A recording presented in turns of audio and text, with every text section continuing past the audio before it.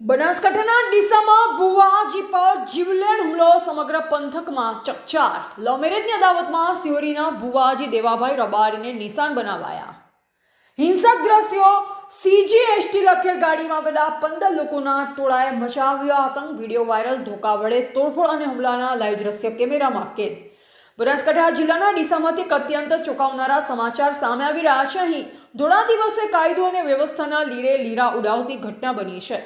સિહોરીના જાણીતા ભુવાજી દેવાભાઈ અમૃતભાઈ રબારી પર 15 જેટલા શખ્સોના ટોળાએ હિંસક હુમલો કર્યો છે.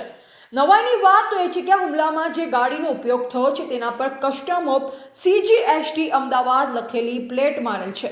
શું છે આખી ઘટના, આવો જોઈએ આ અહેવાલમાં. ડીસામાં ભુવાજી પર હુમલાના દ્રશ્યો સોશિયલ મીડિયા પર વાયુવેગે વાયરલ થઈ રહ્યો છે. સિહોરીના દેવાભાઈ રબારી જ્યારે ગેરેજમાં પોતાની ગાડી સર્વિસ કરાવી બહાર નીકળી રહ્યા હતા ત્યારે જ 2 ગાડીઓમાં સવાર થઈને આવેલા અસામાજિક તત્વોએ તેમના પર હુમલો બોલી દીધો હતો. મળતી વિગત મુજબ આ હુમલા પાછળ લવ મેરેજની જૂની અદાવત જવાબદાર છે.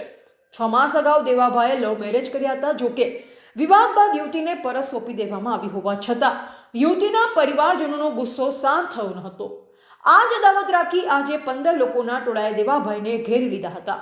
હુમલાખોરોએ 2 ગાડીઓમાં સજ્જ થઈ આવ્યા હતા, જેમાંની એક ગાડી પર સરકારી હોદ્દો CGST લખેલ પ્લેટ હોવાથી અનેકો સવાલ ઊભા થયા છે. હાથમાં ધોકા અને હથિયારો સાથે આવેલા શખ્સોએ ગાડીમાં તોડફોડ કરીને દેવાભાઈ પર પ્રહાર કર્યા. હુમલો કર્યા બાદ તમામ શખ્સો ઘટના સ્થળેથી નાસી છૂટ્યા હતા. હાલમાં ઇજાગ્રસ્ત ભુવાજી દેવાભાઈને તાત્કાલિક સારવાર અર્થે ડીસાની સિવિલ હોસ્પિટલમાં ખસેડવામાં આવ્યા છે. ઘટનાની જાણ થતાં ડીસા તાલુકા પોલીસનો કાફલો ઘટના સ્થળે પહોંચી ગયો અને વાયરલ વિડીયો આધારે હુમલાખોરોની શોધખોળ શરૂ કરી દેવામાં આવી છે. ઓકે, તમારું નામ? દિનેશભાઈ. શું કહેશો, શું ઘટના બની હતી? 4-5 મહિના પહેલાં મારે એક છોકરી સાથે લવ મેરેજ થયા હતા. એ છોકરી રાજી ખુશીને પાછી આપી દીધી હતી. એ બધું મારું સમાધાન થઈ ગયું હતું. આમાંથી હું 15 જણાને ઓળખું, બીજા 20-25 જણાને નહીં ઓળખતો. કોણ માર મારવા આવ્યા તમને? કોઈને નામ બીજા ખબર? એક ટીનાભાઈ અબાભાઈ,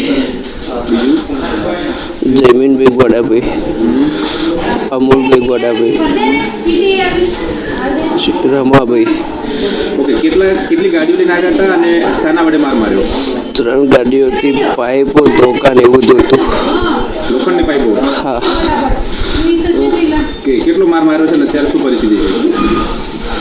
મારાથી ઊભું નહીં થતું અને પગે બહુ તકલીફ થાય. પગ ઉપર ધોકા બહુ મારે.